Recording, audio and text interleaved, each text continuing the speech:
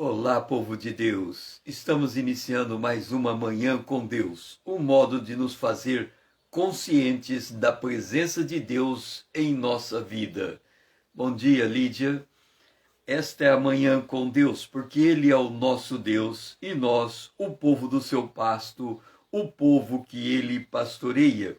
E nós somos ovelhas de sua mão, o rebanho sob os cuidados de Deus. E é nesse propósito de estarmos na presença de Deus, de conscientemente meditarmos na palavra de Deus, que nós fazemos a Jornada do Tabernáculo. São 6 estações, 10 minutos em cada estação, e assim nós caminhamos nesta manhã. A nossa palavra hoje, o altar, a Arca da Aliança, está em 1 Pedro, capítulo 2, o versículo 2 e 3. Bom dia, Rita. 1 Pedro, capítulo 2, o versículo 2 e 3. Diz assim: desejai ardentemente, como criança recém-nascida, o genuíno leite espiritual, para que por ele você seja dado crescimento para a salvação, se é que tendes a experiência que o Senhor é bondoso. Vamos entender a palavra de Deus. Nós estamos na Arca da Aliança. A Arca da Aliança é o lugar santíssimo, é o santo dos santos, é o lugar aonde Deus escolheu, lá em Israel, habitar no meio dos homens. É neste lugar. Este lugar, a Arca da Aliança, ele representa o nosso espírito humano. Lembra?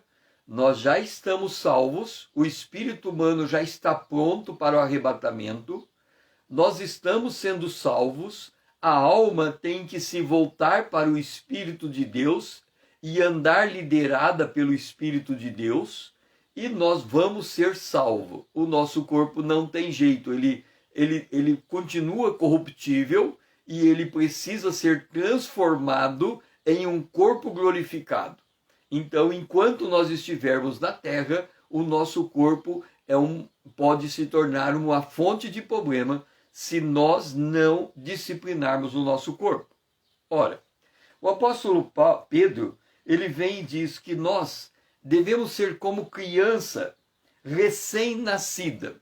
Uma criança recém-nascida, quando ela está com fome e a mãe coloca o seio para a criança, ela chupa, extrai, ela arranca de dentro da mãe o leite que vai lhe dar a sustentação do seu corpo, vai lhe dar a força, a energia. E a única fonte de alimentação da criança é o leite. Ela não tem uma outra fome, uma outra fonte de alimentação. É claro que em condições aí, sei lá, que a mãe não pode dar o leite, alguma coisa que se pode fazer de forma alternativa, mas naturalmente o primeiro alimento da criança é o leite de sua mãe. Isso significa que o primeiro alimento da nossa alma deve ser a palavra de Deus. E aqui ele diz, um alimento que dá crescimento para a salvação. Então ele está falando, nós já somos salvos no nosso espírito, mas ele está falando que nós temos que sermos salvos na nossa alma. A nossa alma precisa aprender a andar com Deus. O nosso espírito já está com Deus, ele não tem que aprender nada, porque ele já sabe tudo, ele já está unido com o Espírito Santo, mas ele está unido numa linguagem espiritual. A gente precisa traduzir essa linguagem do Espírito, e para que haja tradução dessa linguagem, nós precisamos fazer algumas coisas. Primeiro, nós precisamos ler a Bíblia. Precisamos ler a Bíblia. Por que eu aconselho a ler a Bíblia de Gênesis ao Apocalipse, mesmo que você não entenda o que você está lendo? Imagina você o seguinte, a Bíblia, a palavra de Deus, de Gênesis ao Apocalipse, é a matéria-prima do Espírito Santo. ele só fala conosco quando ele tem a Bíblia dentro de nós para poder traduzir o que Deus quer. Então, a palavra, são três que testificam no céu. Vamos lá, em 1 João, capítulo 5, diz assim, 1 João, capítulo 5. Há três que dão testemunho no céu, o Pai, a Palavra e o Espírito. E há três que dão testemunho na terra, o Espírito, a água e o sangue. A água representa a palavra, o sangue representa a obra da cruz. O Espírito usa a palavra mediante a obra da cruz para falar conosco. Então nós temos que nos expor à palavra. E a primeira forma de expormos a palavra é ler a Bíblia, de Gênesis a Apocalipse. Por quê? Porque imagina você tem um piano e você só sabe dó, ré, mi, fá, sol, lá, si. Aí você fala, se eu só sei essas notas, eu vou arrancar todas as outras do piano e fica o dó, ré. Aí chega alguém que toca piano e fala, mas como que eu vou tocar piano se só tem 7 notas? Então o Espírito Santo é aquele que toca o piano. Nós temos que colocar as notas para ele tocar. Ler a Bíblia é colocar as notas para o Espírito Santo poder tocar e produzir a música. Então nós temos que ler a Bíblia. Segundo, nós temos que estudar a Bíblia. Nós temos que ler. Ler é um ato. Eu, por exemplo, eu leio diariamente 15 minutos a Bíblia. Então eu leio a Bíblia pelo menos uma vez por ano. Mas esse ato de ler, eu leio, é 15 minutos para ler. Então, se eu quiser estudar, é depois dessa hora. Eu estudo outra hora, mas aquela hora eu estou lendo. Eu estou repondo o estoque da palavra de Deus. Passada aquela hora, aí eu vou estudar. O que é estudar? É comparar, é examinar, é verificar, é pegar um livro de apoio, é pegar um dicionário. Então eu estou estudando, entendendo aquilo que eu estou lendo. Depois, nós temos que meditar. O que é meditar? Eu estou aqui, eu li, aí eu peguei o meu caderno de anotação, eu estudei, agora eu estou andando na rua e eu estou trazendo de volta à minha memória aquilo que eu li e aquilo que eu estudei. Isso é meditar. É ficar comparando na memória, na cabeça, na mente, aquilo que eu estou aprendendo. Agora, depois eu tenho que aplicar. Eu tenho que achar um jeito de transformar aquilo que eu estou meditando, estudando e lendo em uma ação prática na vida. É por isso que diz aqui, se é que tendes a experiência de que o Senhor é bondoso. Como é que eu vou ter essa experiência? Enquanto eu estou lendo, estudando, meditando e aplicando, eu estou orando. Então, eu estou lendo, estudando, meditando, aplicando, orando. Se eu estou orando o que eu estou lendo, estudando, meditando e aplicando, eu estou tendo experiência com Deus. Esta experiência com Deus é o que me vai fazer conhecer a bondade de Deus. Então eu vou conhecer a bondade de Deus de forma experimental. Ok? Então é isso que significa estar na Arca da Aliança. Eu estou parado diante de Deus e me expondo àquilo que Deus me transmite. E quando eu estou me expondo à Bíblia, que é a palavra de Deus. Então o que eu tenho que fazer? Eu tenho que ler, esse é o momento, é ler por ler. Ler de Gênesis a Apocalipse, mesmo que eu não entenda o que eu estou lendo. Eu estou pondo dentro do meu coração o material necessário para o Espírito Santo tocar a música. Eu só estou montando o piano. É o Espírito Santo que vai usar a música, as notas, que são os versículos da Bíblia, para falar comigo. É isso. Depois eu estudo. Depois eu estou andando na rua, eu estou é relembrando o que eu estudei e o que eu li. E porque eu estou relembrando, eu estou diante de uma situação e eu aplico. E ao aplicar, eu conheço a bondade de Deus. Esse é o sentido de desejar ardentemente, como criança, o leite genuíno. Pai, que nós possamos nesse dia, Senhor, colocarmos em prática essas condicionantes para nós crescermos na Tua presença. Que nós dediquemos tempo à leitura, que nós dediquemos tempos ao estudo, que nós dediquemos tempo à meditação, que nós apliquemos tudo aquilo que estamos aprendendo de Ti, Senhor. Que nós estejamos em um espírito de oração, orando em espírito, e que o Senhor nos permita ter experiências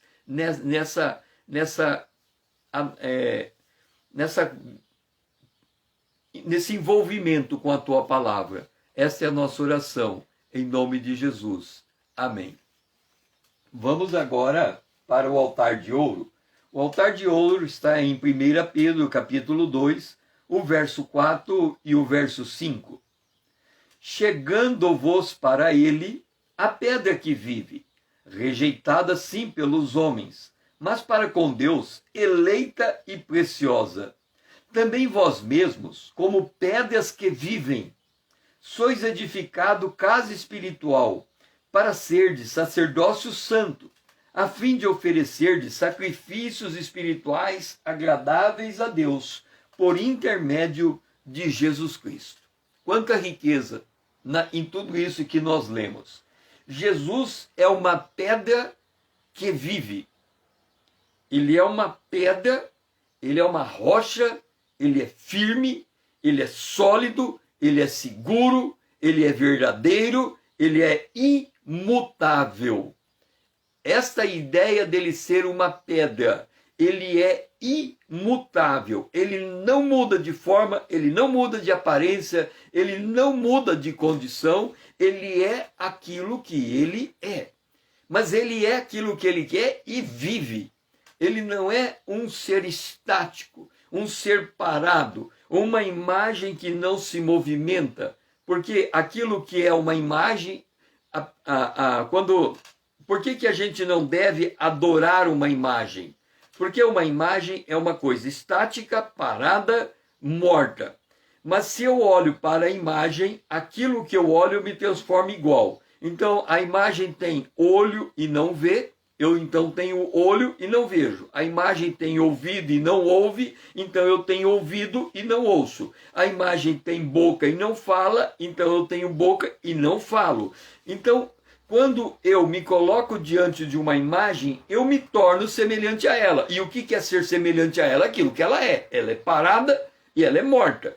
Então eu vou tornar parado e morto espiritualmente. Agora, se eu me exponho diante de Jesus ressurreto, que está sentado à direita do Pai, eu estou expondo a algo que é vivo. Por isso que a Bíblia diz que a palavra de Deus, ela é viva e ela é eficaz. Ela trabalha no sentido de me transformar. Esse é o propósito da palavra de Deus. Então eu tenho que me achegar a esta palavra. Eu tenho que me propor a ir ao encontro dela. Se eu ficar parado, eu não vou crescer. Eu tenho que crescer para a salvação. Eu tenho que crescer para ter experiência com Deus. Eu tenho que crescer para andar com Deus. Então, se eu não tomar uma atitude deliberada de ir ao encontro desse crescimento, algum sacrifício vai exigir. Por exemplo, nós estamos aqui às 5 horas da manhã aprendendo a andar com Deus. Mas se nós não fizermos às 5 horas da manhã, não vai ter mais um tempo que nós vamos conseguir 1 hora de exposição àquilo que a Bíblia coloca. Então nós precisamos gastar esse tempo. Não tem como crescer sem dispor tempo para esse crescimento. Nós temos que abrir mão de certas coisas para que nós consigamos colocar prioridade naquilo que de fato importa. E o que de fato importa é chegar perante Ele. E como que chegamos perante Ele? Ele está ressurreto. Ele está sentado à direita do Pai. Então, para eu chegar perante ele, eu tenho que chegar orando.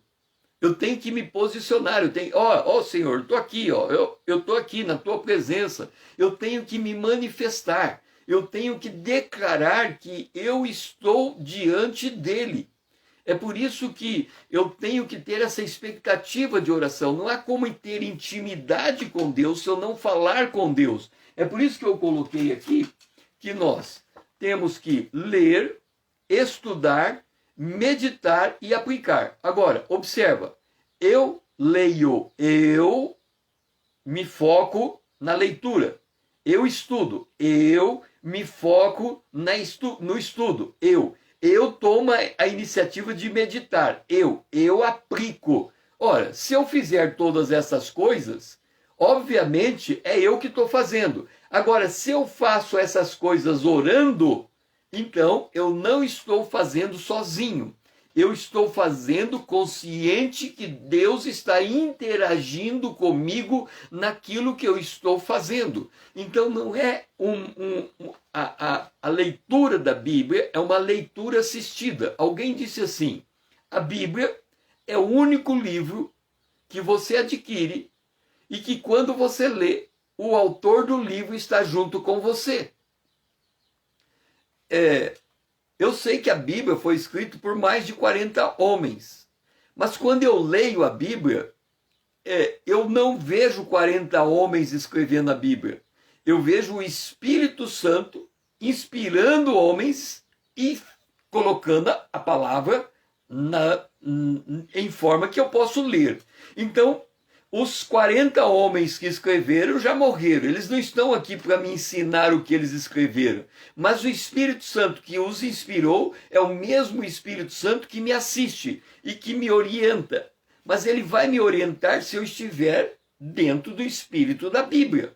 O Espírito da Bíblia é o Espírito da profecia. É o Espírito de Jesus. Então eu tenho que me sintonizar com esse Espírito. É por isso que está dito aqui, eu tenho que me achegar a ele.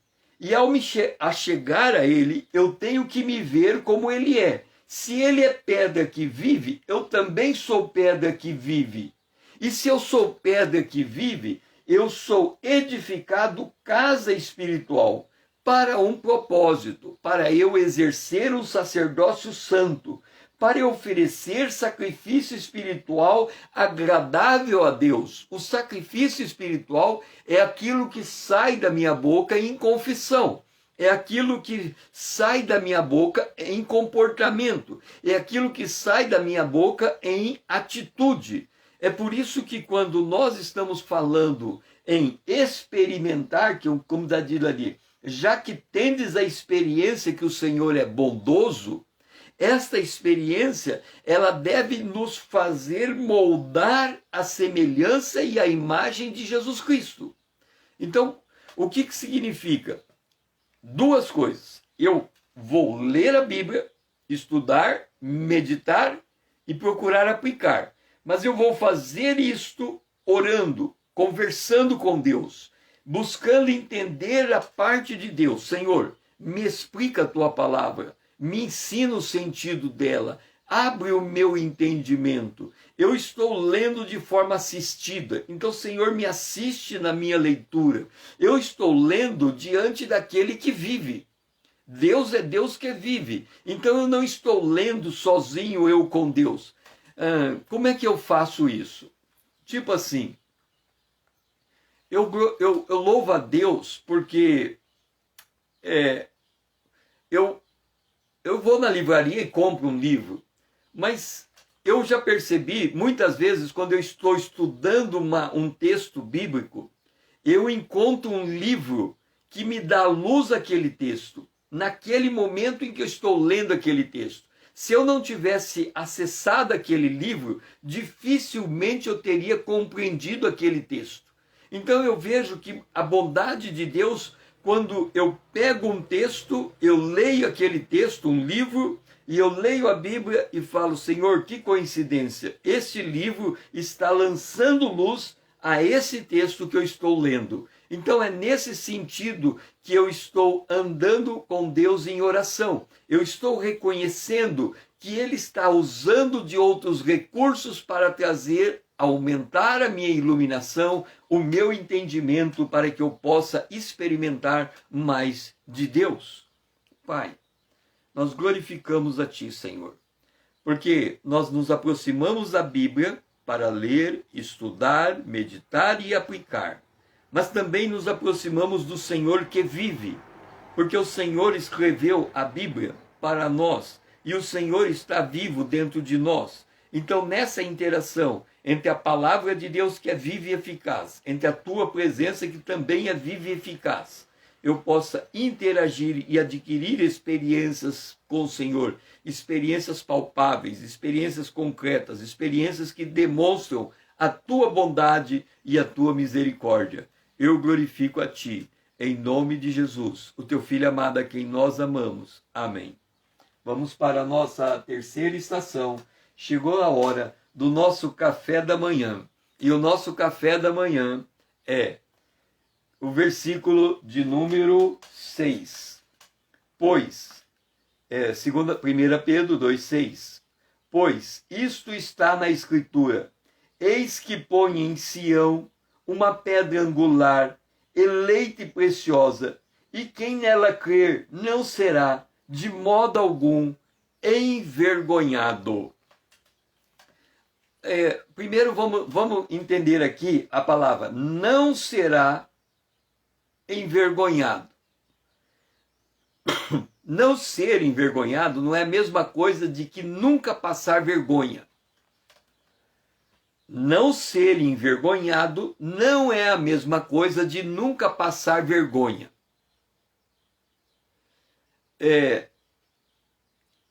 Um dia eu disse assim ao meu filho: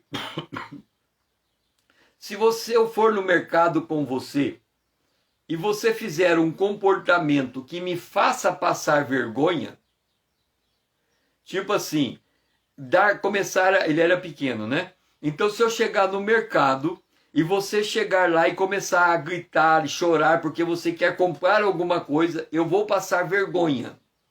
Mas eu passo a vergonha e não vou entregar o que você pede. Eu vou ficar envergonhado, mas eu não vou mudar de atitude só porque você está me envergonhando. Agora, depois que saímos do mercado, a gente conversa. Então ele sabia que não adiantava ele me fazer passar vergonha, porque passado aquele momento, as coisas retornariam ao normal. Da mesma maneira está dito aqui: eu não serei envergonhado. Quer dizer, eu posso passar vergonha agora, mas essa vergonha não vai perdurar. Em um dado momento, Deus vai fazer algo que aos olhos de outro, antes eu era envergonhado, mas agora eles vão ficar admirados. Então ele está apontando aquilo que o salmista diz: o choro pode durar uma noite, a vergonha pode durar uma noite, mas no dia de amanhã virá a vitória de Deus. Então eu tenho que cruzar pelo caminho da cruz. Não andar com Deus não é um seguro de vida contra risco. O seguro de vida, quando você compra um seguro, você está comprando o quê? Se acontecer, o seguro paga. Então, se acontecer algo que vai me perturbar, algo que vai me trazer dificuldade, Jesus entra com a vitória. Mas eu vou passar por aquela dificuldade até que ele consiga trazer a vitória no meio daquela dificuldade. Agora, note aqui: eis que ponho em Sião uma pedra angular. Nós temos que ter clareza, por isso que eu falo que a gente tem que estudar a Bíblia, estudar a Trindade geograficamente, ou seja, na geografia do Espírito. O que é estudar na geografia do Espírito? Por exemplo, Jesus é a pedra angular. Ok. Se Jesus é a pedra angular, aqui tem uma pedra. Jesus é uma pedra angular. Observa. Essa pedra está em relação ao vídeo à nossa direita embaixo. A pedra está à nossa direita em cima. A pedra está à nossa esquerda em cima. A pedra está à nossa esquerda embaixo. Agora, se eu fizer isto aqui e a pedra ficar se movendo, e eu disser para você, Jesus é a pedra angular, o que você vai fazer? Você vai procurar saber aonde ela está. Então você vai falar, a pedra angular está na terra, a pedra angular está no céu. A pedra angular está no céu, a pedra angular está na terra. A pedra foi para o céu, a pedra ficou na terra. Então você está procurando a pedra porque você quer encontrar. Então, aonde é o endereço de Deus? Se você perguntar para Adão, aonde fica o endereço de Deus? Adão vai dizer, era lá no Jardim do Éden, a última vez que eu o encontrei. Depois que eu fui expulso de lá, eu não sei aonde Deus está, mas eu acho que ele está lá no Jardim do Éden. Se você perguntar para Moisés aonde fica o endereço de Deus, ele vai dizer, é no tabernáculo que ele mandou eu construir. Porque onde está a Arca da Aliança é o lugar da presença de Deus. Então o endereço de Deus fica lá no deserto. Como o povo de Israel já saiu do deserto, eu não sei mais aonde fica o endereço de Deus. Se você perguntar para Salomão aonde é o endereço de Deus, ele vai dizer, fica lá em Jerusalém. Lá em Jerusalém eu construí o templo, e o templo é o lugar aonde Deus habita no meio do seu povo. E é o que está escrito aqui, eis que eu ponho em Sião, que é Jerusalém, uma pedra preciosa. Mas desde que os romanos destruíram Jerusalém e o templo, eu não sei mais aonde está o endereço de Deus. E se você perguntar a um crente aonde está o endereço de Deus, ele vai dizer, o meu Deus está no céu e também no meu coração. O do mundo está morto e o meu ressuscitou. Então o endereço de Deus é dois. Ele está no céu, é o primeiro endereço dele, e ele está no meu coração. É o segundo endereço dele. Bom dia, irmão Paulo. É o segundo endereço dele. Então se nós estamos procurando a pedra, que é Jesus, a pedra está no céu. Então nós temos que Pai nosso que estás no céu. A pedra está no céu, mas a pedra também está em nosso coração. O Espírito Santo habita em nós. Então a pedra está no céu e em nosso coração. Isso significa que há um túnel, vamos assim dizer, uma passagem que vai do nosso coração para o céu. Isto é, agora, eu tenho que estar olhando para Jesus, a pedra angular. E se eu crer em Jesus, eu não vou ser confundido. Se eu souber aonde que Jesus está, e se eu estou olhando para ele, eu não vou ser confundido. E aqui a gente traz sempre a visão aquela experiência do apóstolo Pedro. Ele anda nas águas olhando para Jesus. Ele olha para as circunstâncias, ele afunda. Então nós temos que entender essa lógica. Todas as vezes que eu estou em depressão, todas as vezes que eu estou triste, todas as vezes que eu estou abatido, é porque eu estou olhando para dentro de mim. E dentro de mim não tem nada que dá sustentação para eu permanecer de pé. Dentro de mim eu vou encontrar fraqueza, eu vou encontrar complexo, eu vou encontrar deficiência. Mas se eu olho para Jesus, então eu vou encontrar vida, eu vou encontrar graça, eu vou encontrar misericórdia. Então aí vem a questão, para que lado você vai olhar? Para dentro de você e afundar, para Jesus e permanecer de pé. É uma escolha. Por isso que nós estamos falando, deseje o leite, chegue-se a ele, busque a pedra angular, creia nele. Então nós temos que fazer este movimento de sair da onde nós estamos e chegarmos aonde Deus está. Por isso que a Bíblia diz, chegai-vos a Deus, resisti ao diabo e o diabo fugirá de você. Mas se eu não faço esse movimento de chegar a Deus, aonde que eu vou encontrar força para resistir ao diabo? Aí a tentação vem e eu vou cair. Por quê? Porque eu não me acheguei primeiro a Deus. eu não gastei esse tempo na presença de Deus, eu não busquei conhecê-lo. Então, quando chega a prova, eu não estou preparado para ela, eu vou sucumbir a ela, eu vou cair diante dela, porque quando eu tinha a possibilidade de conscientemente, voluntariamente, me colocar diante de Deus, eu não o fiz. Aí a consequência é nossa. É por isso que o apóstolo Pedro vem dizer: deseje, achegue-se, vá até ele, escolha ele, creia nele, tome essa decisão na sua vida. E aí as coisas começam a ser colocadas no seu devido lugar. Pai, nesta manhã, Senhor, nós estamos aqui na mesa tomando o café da manhã contigo. Para termos, Senhor, esta experiência contigo, para termos esta intimidade contigo, para desenvolver o nosso crer em Ti, para que nós possamos exercer fé a partir daquilo que cremos em Ti, porque o Senhor é aquele que assegura a nossa salvação e não nos deixa ficar envergonhados. Por isso nós oramos agradecidos, em nome de Jesus, o Teu Filho amado, a quem amamos. Amém. Agora vamos para o candelabro, e o candelabro está no verso 9 e 10. Vamos enxergar, ouvir, ou perceber a nossa identidade. Vós, porém, sois raça eleita, sacerdócio real, nação santa, povo de propriedade exclusiva de Deus, a fim de proclamardes as virtudes daquele que vos chamou das trevas para a maravilhosa luz. Vós, sim, que antes não erais povo, mas agora sois povo de Deus, que não tinhais alcançado misericórdia, mas agora alcançaste misericórdia.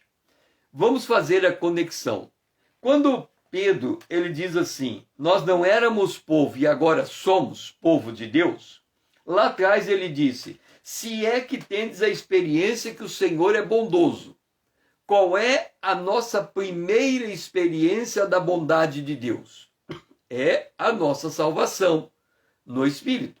Quando nós nascemos de novo. Quando nós ouvimos a verdade e cremos naquela verdade e houve essa mudança regenerativa dentro de nós, neste momento nós descobrimos o quão bom Deus é.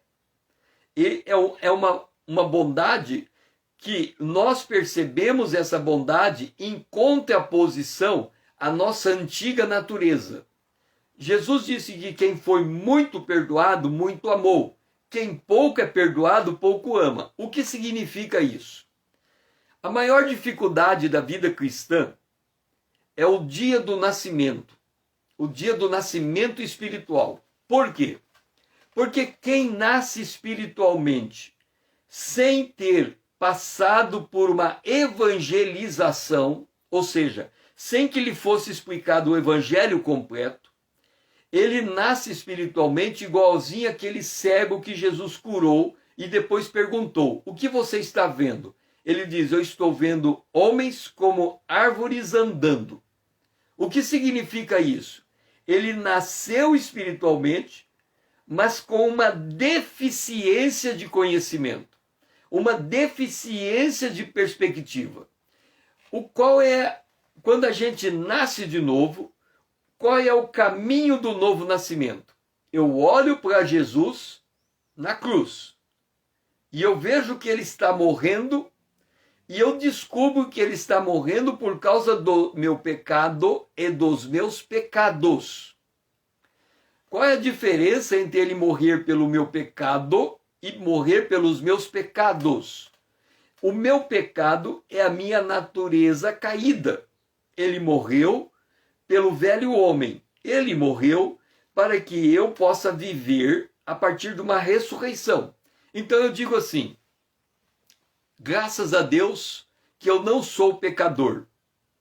Aí a pessoa diz assim para você: ah, você não é pecador? Não. Eu aceitei Jesus e Jesus me deu uma nova vida. Então eu não sou mais pecador. Agora eu sou filho de Deus. Ah, que legal, você não é mais pecador, você é filho de Deus. Sim, eu não sou pecador, eu sou filho de Deus. Aí a pessoa faz uma segunda pergunta para você. Mas de que pecados você está falando? Aí você olha assim e fala, bom, é, ah, sabe, pecado. Pecado, eu não sei, é assim, de vez em quando eu tenho uma falha aqui, uma falha lá, mas eu nunca menti, nunca roubei, nunca matei, nunca adulterei. Ah, é assim, a gente nasce pecador e se não aceitar Jesus, a gente morre no pecado. Então essa pessoa que tem essa visão do novo nascimento, ela não entendeu por que que Jesus morreu por ela. Então ela tem pouco perdão, porque ela não entendeu a natureza do seu pecado. Agora você vai e pergunta para uma outra pessoa e diz assim: você é pecador? Não. Eu era pecador, agora sou filho de Deus. Ah, e que pecado você tinha? Ah, você não nem imagina como era a minha vida. Eu roubava, eu matava, eu mentia, eu era drogado, eu era prostituto, eu fazia coisas. Olha, eu era um homem terrível. E se Jesus não tivesse vindo na minha vida, eu iria morrer. Eu ia morrer por um tiro da polícia, eu ia morrer de. Então ele tem noção dos pecados que ele cometeu e dos pecados que Jesus o libertou. A vida dele é um contraste entre o que era antes e o que é depois. Ok, mas eu não tenho uma vida como esta. Eu não consigo contar um testemunho como esse. Então como é que eu vou enxergar o tamanho do meu pecado se eu nunca cometi... Eu nunca fui prostituto, nunca cometi adultério, nunca matei ninguém, nunca roubei ninguém. A minha vida é uma vida normal, como é que eu vou entender o meu pecado?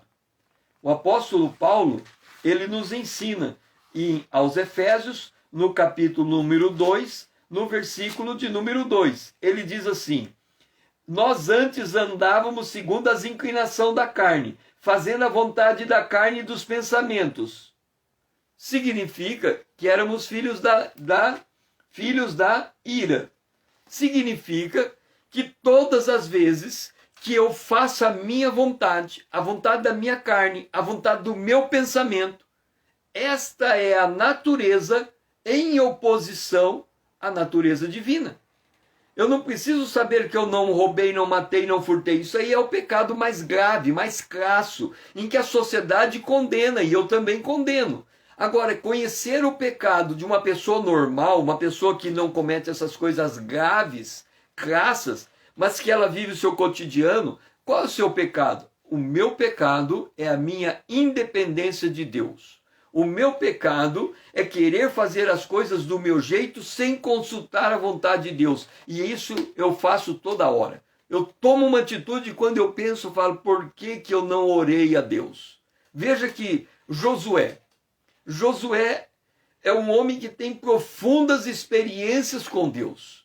Josué, ele foi colocado no lugar de Moisés. Josué, ele foi chamado por Deus para liderar o povo. Josué, ele viu o Rio Jordão se abrir e ele cruzar de pé seco o Rio Jordão. Josué, ele viu a cidade de Jericó cair por terra ao brado de Israel. Josué, ele era profundamente experiente com Deus, mas quando chegou aqueles homens disfarçados, dizendo que vieram de uma terra distante e querendo fazer um acordo com Josué, a Bíblia diz que Josué não consultou a Deus, fez um acordo com aquele povo, e quando ele descobriu que aquele povo havia enganado Josué, e Josué foi falar com Deus, Deus disse: porque você fez um acordo com esse povo sem ter falado comigo antes, este povo vai ser um cravo na sua vida, vai ser um espinho na sua vida, vai atrapalhar a sua vida, vai atravancar sua vida. Então, muitas vezes, quando nós tomamos atitudes sem pensar, sem consultar a palavra de Deus, aquela atitude vai nos prender, nos amarrar, nos abater, nos entristecer, nos deixar em situação difícil, nos envergonhar. E aí Deus tem que vir atrás para ir consertando, para colocar as coisas no lugar. Então, quando nós estamos aqui buscando a nos identificando, nós somos a geração, raça eleita, sacerdócio real, isso é a nossa identidade. Quando agimos fora da nossa identidade, como velho homem, nós estamos complicados. Então nós temos que ter consciência da nossa identidade, quem nós éramos, quem nós somos, o que Deus fez por nós, qual é o tamanho da misericórdia de Deus sobre a nossa vida. Amado Deus e nosso Pai, nós glorificamos a Ti, Senhor, porque Tu és bom, porque o Senhor nos resgatou do pecado e da morte e do reino das trevas e nos colocou no reino do Filho do Teu amor. Que nós tenhamos esta consciência, Senhor, e tenhamos consciência da nossa nova identidade diante de Ti. Nós oramos agradecidos. Em nome de Jesus, o Teu Filho amado, a quem amamos. Amém.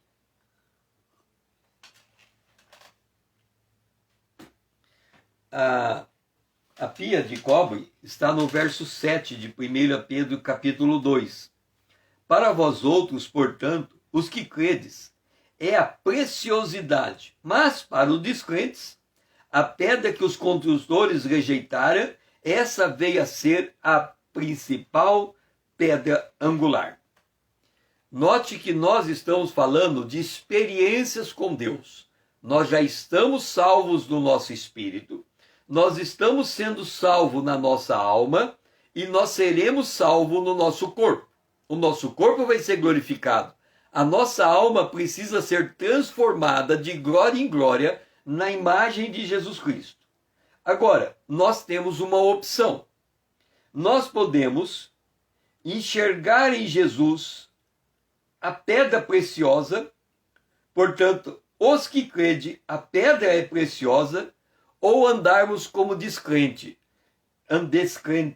E nesse caso, nós ignoramos a palavra de Deus, a presença de Deus, a bondade de Deus. O que é ignorar a bondade de Deus, a palavra de Deus? Todas as vezes que nós agimos de acordo com os nossos pensamentos e de acordo com a nossa vontade, nós estamos necessariamente correndo o risco de dar tudo errado, porque nós estamos rejeitando a palavra de Deus. Todas as vezes. E aí a gente percebe o que é o velho homem. Porque nós somos muitos de rompante. A gente toma decisões sem pensar. A gente fala, eu vou fazer do meu jeito. Essa expressão, eu vou fazer do meu jeito, é já uma declaração que eu não estou procurando conhecer a vontade de Deus. Se eu quero fazer do meu jeito, a vontade de Deus já ficou descartada. Então, o apóstolo Paulo, ensinando a igreja aos Efésios, no capítulo de número 5, ele vem e começa a dizer: desperta tu que dormes. Quando eu estou vivendo a minha vida do meu jeito, da maneira como eu acho que eu devo fazer, à luz da Bíblia, eu estou dormindo. O que é pior, eu estou vivendo como quem está morto. Aqui está: desperta tu que dorme, levanta-te entre os mortos. Quem são os mortos?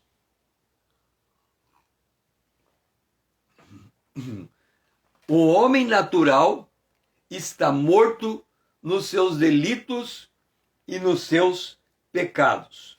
O homem natural está morto nos seus delitos e nos seus pecados. Se eu estou dormindo, eu estou morto nos meus delitos e nos meus pecados. Ou seja, eu estou vivendo de acordo com o velho homem. Esse é o significado de estar dormindo. Quem dorme está do jeito que o velho homem sempre foi. Ele não tem mudança da maneira de viver no seu comportamento. Ele não está se transformando na imagem de Cristo. Ele é o que sempre foi. Ok? Então note o seguinte: nós temos que ser a imagem de Cristo. Nós temos que ser esta imagem, ou seja, nós temos que sermos semelhante a Ele. Por isso, diz, para vocês, Jesus, para vocês os que creram, para vocês que tomaram uma atitude de se aproximar de Deus, Jesus é pedra preciosa. Ele é a fonte de instrução. Ele é o molde que determina o teu comportamento. Para vocês, os que credes, ele é a pedra preciosa. Mas para os descrentes, aí, ele é a pedra rejeitada. Só que essa pedra rejeitada é a pedra onde eles vão tropeçar. E a Bíblia diz, o ímpio tropeça e nem sabe em que pedra tropeçou. Então, o que nós temos que fazer? Nós temos que ler a Bíblia, e quando lemos a Bíblia, nós temos que meditar na Bíblia. Então, eu vou dar um exemplo aqui. Quando nós lemos a Bíblia, o Salmo de número, vamos ver aqui. Quando lemos a Bíblia, o Salmo diz assim, Salmo, está num dos primeiros salmos, eu deito e durmo, aqui, Salmo 8, em paz me deito e logo pego no sono, porque, Senhor, só Tu me fazes repousar em segurança. Vamos entender. Em paz eu me deito, então aqui está a cruz. Para eu poder entender a minha vida espiritual, eu tenho que determinar o dia em que a cruz se tornou, o dia que a cruz se tornou, deu sentido na minha vida. Isso foi em 1979. 1979. Não consegui escrever o contrário ali, né? 1979 foi o ano que eu nasci de novo. Eu tinha 18 anos, ok? Eu estou lendo aqui, eu me deito em paz. A pergunta que eu tenho que me fazer é, antes dos 18 anos, eu dormia em paz? A minha resposta é sim. Eu nunca perdi uma noite de sono do 0 aos 18 anos. Eu dormia em paz. E depois dos 18 anos, eu dormia em paz? Sim, eu dormia em paz. Ora, se eu, antes de me converter, eu dormia do mesmo jeito que eu durmo depois da minha conversão, então eu não posso dizer que hoje eu deito em paz, eu durmo em paz. Eu preciso entender esse texto. Aí eu pergunto, Deus, eu durmo em paz, eu dormia em paz antes de me converter, eu durmo em paz hoje, não tem mudança na maneira que eu durmo. O senhor pode me explicar por que não tem diferença? Um dia, Deus me revelou, e isso é uma longa história, eu vou resumir. Deus me mostrou que antes dos 18 anos, a minha mãe me disse assim, se você quiser ter boa saúde, durma bem. Então eu aprendi que para eu ter saúde, eu tinha que ter boa noite de sono. Então eu dormia bem, porque eu queria ter saúde. O que eu fiz? Eu transformei a minha cama em um ídolo, porque eu achava que dormindo eu teria saúde. Depois que eu entendi isso, eu percebi, eu disse, Senhor, a minha cama não é meu ídolo, a minha saúde vem de Ti, ela não vem da cama. E ali eu confessei o meu pecado e a partir daquele dia, se eu estiver preocupado, eu perco o sono. Se eu estiver muito acelerado, eu perco o sono. Se eu estiver passando por uma prova, eu perco o sono. Agora eu me tornei uma pessoa normal. A pessoa normal é aquela que a luta tira o sono dele. Ok? Isso é uma pessoa normal. Antes eu nunca perdi o sono, porque eu tinha transformado a cama no meu ídolo. Mas agora não. Agora eu não tenho mais a cama como meu ídolo, a minha saúde vem de Deus. De forma que, se eu estou nervoso, preocupado, cansado, eu perco o sono. Agora, se eu conseguir dormir em paz, é porque o Senhor está cuidando de mim e se transformou no meu refúgio. Agora eu entendi essa experiência e agora eu posso dizer, hoje, se eu deitar em paz, é porque eu transformei Deus no meu refúgio, então eu tenho uma experiência com Deus. Isso significa crer na pedra preciosa, crer tendo experiência viva e real com Deus. É o que nós temos que procurar, ler a Bíblia, comparar a nossa vida com a Bíblia, perceber que há um desarranjo e pedir para Deus me ajustar de forma que eu possa viver o que a Bíblia está dizendo que é para eu viver. Pai, nos ensina hoje, Senhor, a ter essa visão de leitura da Bíblia, mas não uma leitura que a gente lê e já acha que é, mas uma leitura que a gente lê, percebe a distância que estamos daquilo que estamos lendo e pedimos uma experiência do Senhor para sermos como o Senhor quer que a gente seja. Que nós possamos, Senhor, fazer isto para crescermos. Que a gente consiga, Senhor, ter experiências concretas contigo, intermediada por tua palavra. Esta é a nossa oração, em nome de Jesus. Amém. Vamos para a nossa última estação, o altar de cobre. E o altar de cobre está no verso de número 8. E pedra de tropeço e rocha de ofensa são estes os que tropeçam na palavra, sendo desobedientes para o que também foram postos. Estes são os que tropeçam na palavra, os descrentes, sendo desobedientes para os que também foram postos. Então vamos entender aqui.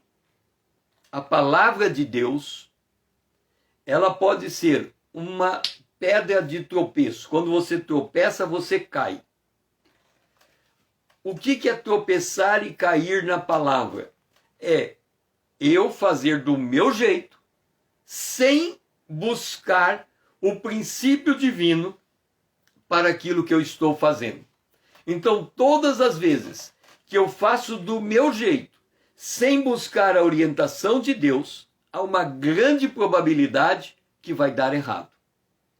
Isso é a atitude do descrente. Ele acha que ele é sábio o suficiente, ele é entendido o suficiente para tomar as suas decisões, para seguir a sua vida, para fazer as coisas do seu jeito, sem voltar para a palavra de Deus e buscar o recurso desta palavra. O princípio da sabedoria é temer a Deus, e quem teme a Deus se aparta do mal. Então, a pessoa que teme a Deus, ela tem uma atitude diferenciada. Ela tem um stop. Acontece algo, ela lê a palavra de Deus, por exemplo. O apóstolo Pedro, no capítulo 4, ele diz assim, não estranhe, verso 12, capítulo 4. Amado, não estranheis o fogo ardente que surge no meio de vós, destinado a provar, como se alguma coisa extraordinária vos estivesse acontecendo. Não estranhe uma coisa que está acontecendo na sua vida, como se fosse uma coisa absurda, estranha. Não estranhe. Ele fala, Esta coisa está acontecendo, pelo contrário, alegrai-vos, porque você está se tornando participante do sofrimento de Cristo. Pelo nome de Cristo sois vituperados. Bem-aventurados sois, porque sobre vós repousa o Espírito da glória de Deus. Então Pedro está dizendo o seguinte: quando surge uma prova, eu não posso estranhar a prova. Porque se eu estranhar a prova, eu me tornei menor do que ela. Então eu não posso ficar impressionado com a luta que eu estou enfrentando. Eu tenho que entender que quando uma luta chega na minha vida, é como se eu estivesse pegando uma parte do sofrimento de Jesus e vivendo esse sofrimento. Por outro lado, a luta, a prova, é um caminho de morte. Se ela é um caminho de morte, o fim da morte, à luz da palavra de Deus, é a ressurreição, é a vitória. O choro pode durar uma noite, mas no dia seguinte vem a vitória. Então, quando eu estou passando numa luta, a primeira coisa que eu tenho que entender é: a luta que eu estou passando é uma circunstância construída por Deus para aperfeiçoar a minha fé. A segunda coisa que eu tenho que entender é que quando uma luta começa, ela tem data marcada para terminar. Eu não sei a data, mas Deus sabe, e ela não vai vir para ficar. Ela vai terminar. A terceira coisa que eu tenho que entender é que o objetivo da luta é tirar a minha estabilidade emocional. É eu agir como um descrente. É eu responder à luta com as minhas armas humanas e não com a palavra de Deus. Então, o meu objetivo na luta é entender o propósito de Deus e buscar a sabedoria de Deus para eu não complicar a situação, mas seguir a orientação de Deus para sair fora da luta. E quando a luta termina, eu tenho que ter um sentimento de gratidão e descansar, porque a próxima luta que vier vai ser maior do que a luta que eu já enfrentei. Por que a próxima luta vai ser maior do que a primeira? Porque a primeira me habilitou para uma luta maior. E essa luta maior vai exigir mais de mim. É igualzinho um atleta. Um atleta, quando ele está correndo, ele se torna campeão da cidade. Mas depois ele tem que se esforçar um pouco mais para ser campeão do estado. Depois ele se esforça um pouco mais para ser campeão do país. Aí ele tem que dar o sangue para ser o campeão mundial. Cada luta aumenta o nível de intensidade dos exercícios que ele tem que fazer para ele enfrentar aquela luta. Então, as nossas lutas, nós temos que entender: a luta de ontem é menor do que a luta de hoje. A luta de amanhã vai ser maior do que a luta de hoje. Segundo, a luta vai começar e vai terminar. E eu vou ter um tempo de descanso. Então, quando eu estou no tempo de descanso, eu tenho que ser grato e me fortalecer, me preparando para a próxima. Porque senão, eu não vou suportar a próxima luta. Então não tem descanso. O meu descanso não é aqui. Eu tenho descansos passageiros para eu readquirir força para enfrentar novas situações. E é assim que funciona, até eu ser glorificado e subir ao Pai, e aí nós vamos estar para sempre com Deus. Então, na terra, nós temos que ter consciência que a prova chega. E quando a prova chega, a palavra é um tropeço para aquele que é descrente. A palavra é um tropeço para aquele que não olha as circunstâncias à luz das Escrituras. Aí ele não tem gratidão, ele está sempre reclamando da vida dele, ele está cada vez mais distante de Deus, ele não tem a proximidade com a palavra, ele não tem intimidade com Deus, ele não sabe orar. Então a palavra de hoje é: o mundo tropeça na palavra de Deus. Isso é uma advertência para nós, por quê? Porque nós podemos ser como os mortos, como quem dorme. Quem dorme é aquele que tropeça na palavra de Deus, mesmo sendo crente. Então nós não podemos ser nem como quem dorme e nem igual ao mundo. Nós não podemos tropeçar na palavra de Deus. Mas o mundo tropeça na palavra de Deus. Que Deus possa, nesse dia, nos dar a palavra em cada situação, para nós não tropeçarmos na palavra de Deus e sairmos vitoriosos nessa situação que estamos submetidos. Pai, nós glorificamos o teu nome, Senhor, porque não sabemos o que o dia nos reserva, mas sabemos que nós temos que aplicar a palavra de Deus nesse dia. Por isso, Senhor, que a gente não tropece na tua palavra. Significa que a tua palavra seja a nossa diretriz, aquilo que nos orienta nesse dia. Nos ajuda a ter essa experiência para provarmos que o Senhor é bom, como já provamos quando nascemos de novo. Essa é a nossa oração. Em nome de Jesus, o teu Filho amado a quem nós amamos. Amém. Que nós possamos nesse dia não tropeçarmos na palavra de Deus, porque se o fizermos, estamos como quem dorme. O mundo está morto, por isso ele tropeça. Nós estamos vivos, por isso a palavra de Deus é a nossa diretriz para aquilo que vamos viver nesse dia. Então vamos considerar o que está acontecendo nesse dia à luz dessa palavra. Hoje, nessa semana, é a nossa última manhã com Deus. Se Deus assim nos permitir, voltamos na segunda-feira.